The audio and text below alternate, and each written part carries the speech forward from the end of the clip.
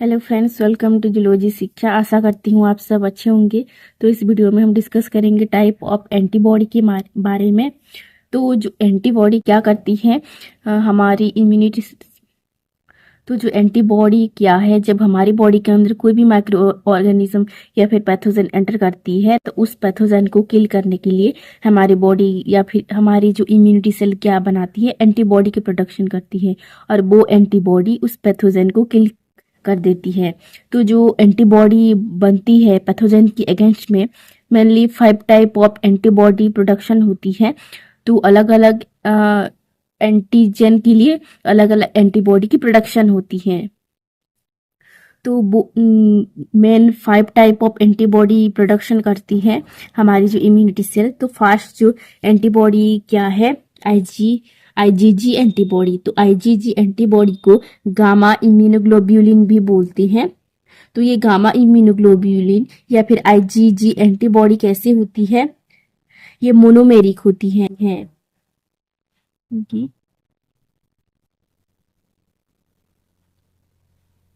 ये मोनोमेरिक होती है, यानी कि इसमें एक ही एंटीबॉडी पाई जाती है, दिखाई देती है। तो ये कैसे होती है, मेजर सीरम ऑफ इम्यूनोग्लोब्यूलिन जो बनती है, जो 5 टाइप ऑफ एंटीबॉडी से सबसे ज्यादा अमाउंट में कौन सी एंटीबॉडी बनती है, ये आईजीजी एंटीबॉडी की ही प्रोडक्शन होती है, इसलिए इसको मेजर सीरम ऑफ इम्यूनोग्लोब्यूलिन भी बोलते हैं। तो ये कितनी अमाउंट में टोटल प्रोडक्शन होती है, 70 to 80% ऑफ टोटल अमाउंट। जो सीरम होती है उनमें से 70 to 80% टोटल अमाउंट ये आईजीजी एंटीबॉडी की ही प्रोडक्शन होती है। यानी कि इस 5 टाइप ऑफ एंटीबॉडी से सबसे ज्यादा एंटीबॉडी कौन सी प्रोडक्शन होती है, आईजीजी एंटीबॉडी की ही प्रोडक्शन होती है, जो कि लार्ज अमाउंट में बनती है। तो ये जो आईजीजी एंटीबॉडी, ये उसकी लाइफ टाइम कितनी होती है, ये 23 डेज इसका लाइफ टाइम होती है। यानी कि ये पैथोजन को किल करने के बाद ये हमारी बॉडी के अंदर 23 डेज तक हमारी बॉडी के अंदर रहती है। तो ये जो आईजीजी एंटीबॉडी, इसका मेन रोल क्या है, मेन फंक्शन क्या है इसका, cross placenta mother to foetus. तो ये इम्पोर्टेंट एंटीबॉडी है क्योंकि ये फोएटस की बॉडी में एंटर करती है थ्रू प्लासेंटा की हेल्प से। तो जो आईजीजी एंटीबॉडी ये तो बनती है मदर की बॉडी में ही बनती है, लेकिन ये मदर से फीटस की बॉडी में ये ट्रांसफर होती है। कैसे ट्रांसफर होती है, प्लासेंटा की हेल्प से ट्रांसफर होती है। जब मदर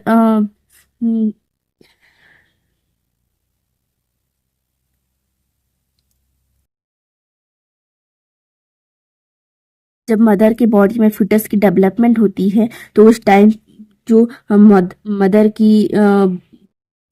की बॉडी से जो आईजीजी एंटीबॉडी वो प्लासेंटा की हेल्प से फीटस की बॉडी के अंदर एंटर करती है, जो कि फीटस को इम्यूनिटी में मेनली हेल्प करती है।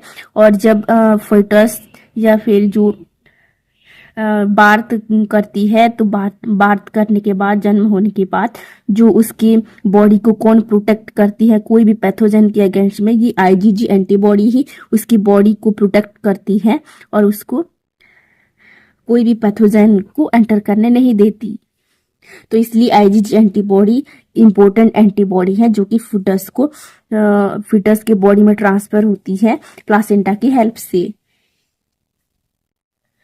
सेकेंड जो एंटीबॉडी कौन सी है, आईजीएम एंटीबॉडी। तो आईजीएम एंटीबॉडी को न्यू इम्यूनोग्लोब्यूलिन भी बोलती हैं। तो ये कैसी होती है, ये पेंटामेरिक होती है।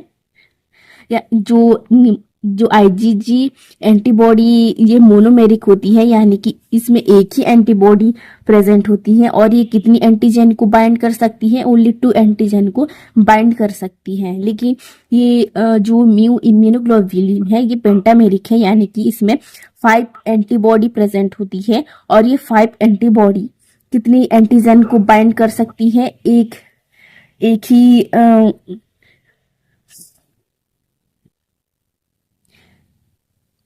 एक साथ कम से कम 10 एंटीजन को बाइंड करके किल कर सकती है। तो फास्ट प्रोड्यूस अगेंस्ट एंटीजन। तो ये जो आईजीएम या फिर न्यू इम्यूनोग्लोब्यूलिन ये एंटीजन के अगेंस्ट में फास्ट प्रोडक्शन होती है। तो ये 5 टाइप ऑफ एंटीबॉडी से सबसे फास्ट एंटीजन की अगेंस्ट में कौन सी एंटीबॉडी प्रोडक्शन होती है? ये आईजीएम एंटीबॉडी ही प्रोडक्शन होती है और उस एंटीजन को बाइंड करके किल करती है। तो ये फास्ट रिएक्शन शो करती है क्योंकि इसमें 5 एंटीबॉडी प्रेजेंट होती है। तो ये एक ही साथ 10 एंटीजन को बाइंड करके किल कर सकती है। तो इसकी जो लाइफ टाइम कितनी होती है? 3 डेज लाइफ। तो ये जो आईजीएम एंटीबॉडी जो एंटीजन को किल करने के बाद वो कितने टाइम तक बॉडी में रहती है? 3 डेज तक ये रह पाती है। तो ये जो आईजीएम एंटीबॉडी कैसे एक दूसरे के साथ अटैच हुई होती है? Attach disulphide bond. ये डाइसल्फाइड बॉन्ड के थ्रू ये एक दूसरे के साथ ये अटैच होके रहती है। ये है डाइसल्फाइड बॉन्ड।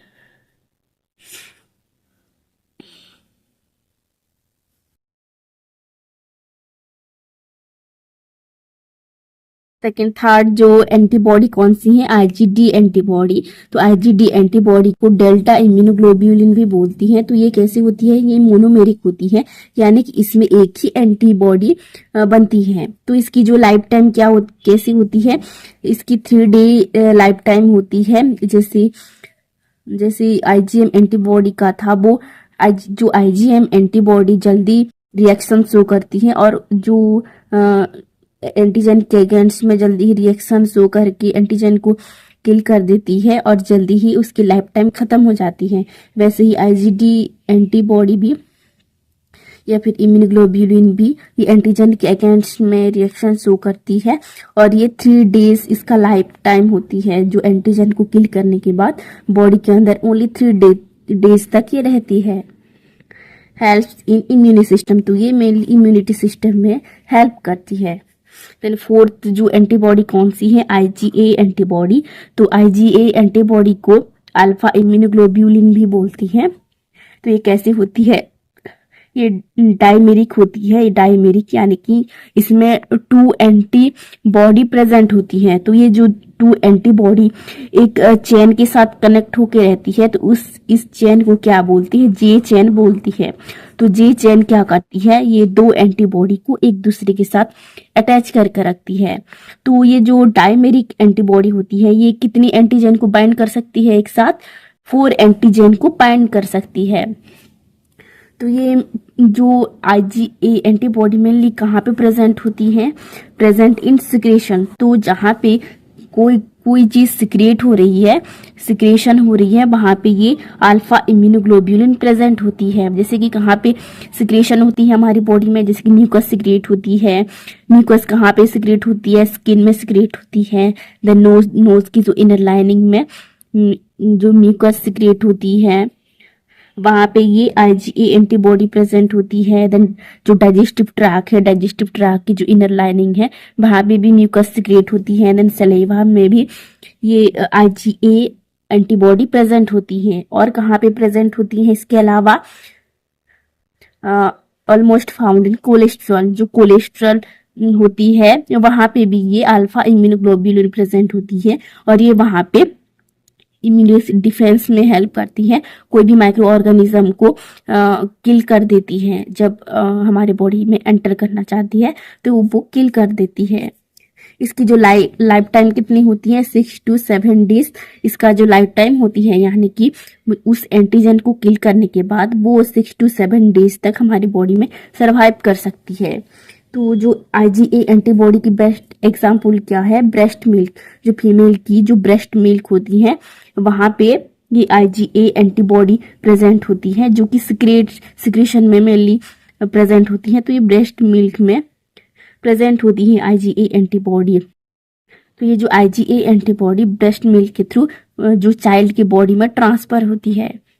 तो ये जो आईजीए एंटीबॉडी भी इम्पोर्टेंट एंटीबॉडी है, क्योंकि ये मदर मिल्क से ये उसकी चाइल्ड के बॉडी में ट्रांसफर होती है मिल्क के थ्रू।